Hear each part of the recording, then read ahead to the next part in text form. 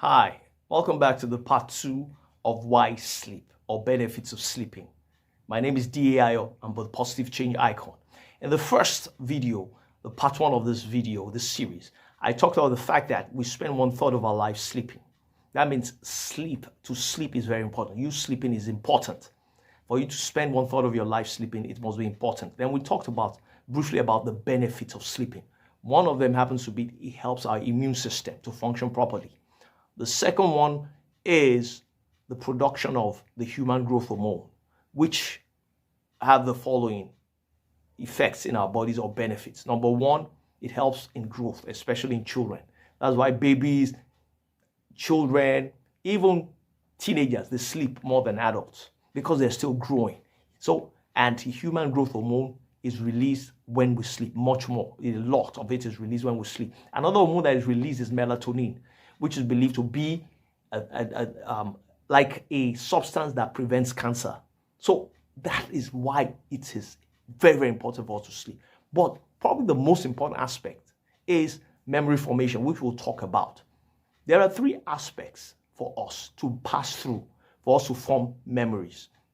The first one is encoding. The second one is consolidation. And the third one is retrieval. Encoding is when we are exposed to an information and we receive it.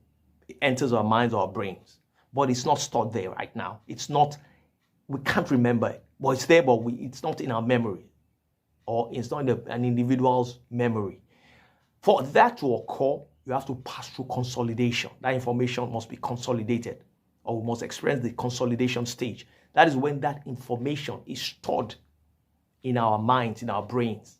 That is, we have memorized it, so we can retrieve it. That's where retrieval comes in. Retrieval is when the stored information, you can gain access to it and regurgitate it, or even use it to use it to be a blessing to you if it's a positive information. So these 3 aspects are important. Now the question is, how does sleep help any of these aspects? We need for us to have a consolidation, that is, to be able to memorize something, we need to sleep. So slow wave sleep is important for this aspect to occur. I will end with this story. I remember when I was in medical school, I was preparing for one important exam and I didn't sleep. I was awake throughout the night. The next morning, that aspect of the exam, I didn't perform too well in it. I couldn't even remember. It was a theoretical aspect. So for me to remember the things I read, I learned, it was difficult. Don't be like me. Make sure you sleep, you rest very well, especially if you're going to be actively involved in something that has to do with the mind, with your brain, like an exam, like giving a talk, and important things like that.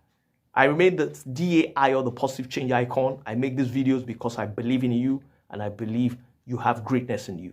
Stay blessed, stay positive, stay strong. Hey, hello. Welcome back to part 2 of Why Sleep or Benefits of Sleeping. We talked in the part 1, we talked about the fact that sleep is so important that we spend 1/3 of our lives sleeping. The second thing we talked about happens to be the benefits, and one of it happens to be immune system. It helps our immune system to function properly. It boosts our immune system. Also, another thing that it does is that it releases something called the human growth hormone, which is responsible for growth for children, formation of muscles, which is also important in our lives. And probably the most important aspect of it is a form of elixir. It helps us to stay young, or it boosts our youthfulness, especially in adults. So it's important. Then today, this video, we're going to talk more about it in terms of memories. It helps us to form memories, to learn. So sleeping is important. It's very, very important. Now, there are 3 aspects of memory formation. The first one is encoding. The second one is consolidation, and the third one is retrieval. I'll explain that.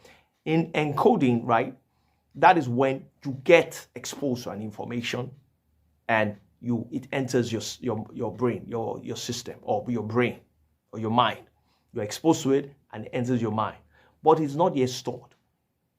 It's not in your memory. And that is where consolidation comes in. Consolidation is when we memorize it. It is in our memory.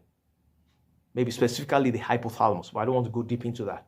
That is when consolidation occurs.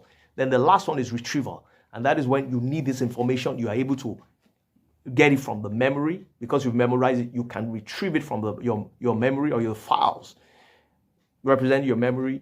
Then you can now use it. So each aspect is important. Sleep comes in the aspect of consolidation. In fact, non-REM sleep or slow wave sleep.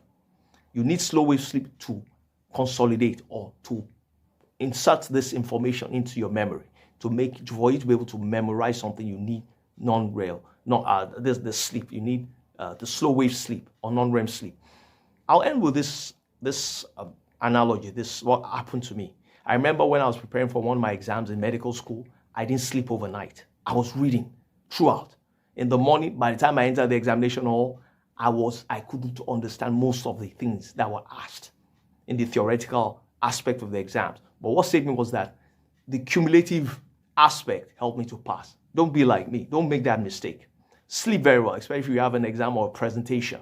Sleep so that you can memorize those things you've learned, so that your brain will be functional, be able to perform very well.